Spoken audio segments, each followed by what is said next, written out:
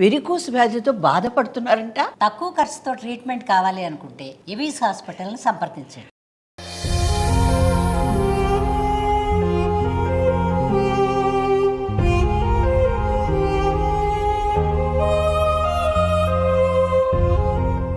Hi hello నమస్తే, welcome to Suman TV. నేను మీ Amarnath.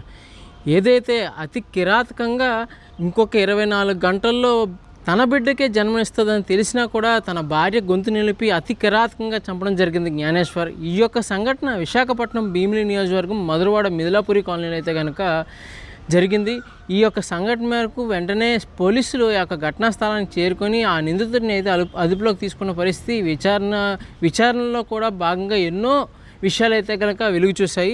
So present అటు సిచ్యువేషన్స్, వాళ్ళ ఫ్యామిలీ, ఇవన్నీ మనం వాళ్ళ అమ్మగారు కూడా మనతో మాట్లాడిన పరిస్థితి చూసాము. ప్రజెంట్ అయితే కనుక అనుష వారి చెల్లి ఒకసారి మాట్లాడి తెలుసుకుందాం. ఒకసారి తనతో ఫోన్ కాల్లో మాట్లాడి తెలుసుకుందాం. అనుష గారి సిస్టర్ అండి మాట్లాడేది. నమస్కారం అమ్మా, మీ పేరు? శివలక్ష్మి అండి. శివలక్ష్మి గారు, ప్రజెంట్ పరిస్థితులు ఏ మేరకు ఉన్నాయి? పోలీసు వారు ఏం చెప్తున్నారు? ప్రజెంట్ ఎక్కడ ఉన్నారు? ప్రజెంట్ కేజెస్ లో ఉన్నాము. ఓకే అమ్మా. వాళ్ళు చెప్పడం అంటే ఇంకా మాకు బాడీ అవుతుంది లోపల. ఓకే, ఇప్పుడే పాప అని చెప్పారు. పాప పుట్టిందని చెప్పారు. ఓకే, ప్రజెంట్ చెప్తున్నారు ఒక్కొక్కటి. ఇంకా మాకైతే ఫుల్ ఫ్లెడ్జ్డ్ గా ఏమి ఇంకా చెప్పలేదు. బయట వెయిట్ చేస్తున్నాము, పోస్ట్ మార్టం దగ్గర బయట వెయిట్ చేస్తున్నాము, మార్చరీ. పాప ఏదైతే ఇప్పుడు జ్ఞానేశ్వర్ ఉన్నారో, జ్ఞానేశ్వర్ వాళ్ళ తల్లిదండ్రులు మిమ్మల్ని మీట్ అయిన పరిస్థితి ఉందని చెప్పారు. తల్లిదండ్రులు కాదండి, ఓన్లీ తండ్రి వచ్చి మీట్ అయ్యారు. ఏమన్నారు? అక్కడ జ్ఞానేశ్వరు మనకిచ్చిన హైప్ అంతా వాళ్ళ పేరెంట్స్ లేరు అని మేము అనుకుంటున్నాము. వాళ్ళ ఇంటి దగ్గర ఈ అంత్యక్రియలన్నీ వాళ్ళ ఇంటి దగ్గర చేస్తామని ఒప్పుకున్నారు.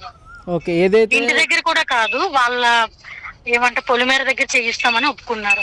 వాళ్ళ ఊరు ఏదైతే అత్తారింటి పేరు మీద ఇవన్నీ జరగాలని మీరు కూడా కోరుకోవడం జరిగింది. మేము కోరుకున్నామా.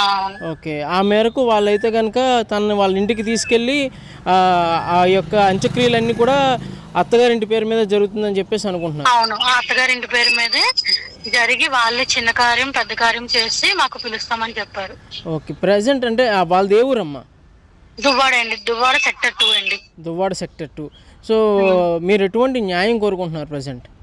ఎటువంటి న్యాయం అంటే ఈ పొజిషన్ ప్రెగ్నెంట్, రేపని డెలివరీ ఉన్న ప్రెగ్నెంట్ ని ఆ బాధని వాళ్ళకి తెలియాలి. వీడికే కాదు అందరికి తెలియాలి, అందరి మగవాళ్ళకి తెలియాలి, అందరికి.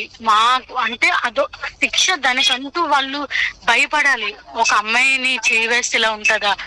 ఇన్ని జరుగుతున్నా మన వాళ్ళు భయపడకుండా ఇంత చేస్తున్నారంటే ఏ ధైర్యం చూసి చేస్తున్నారో అది కట్ చేసి పడేయాలి అంతే.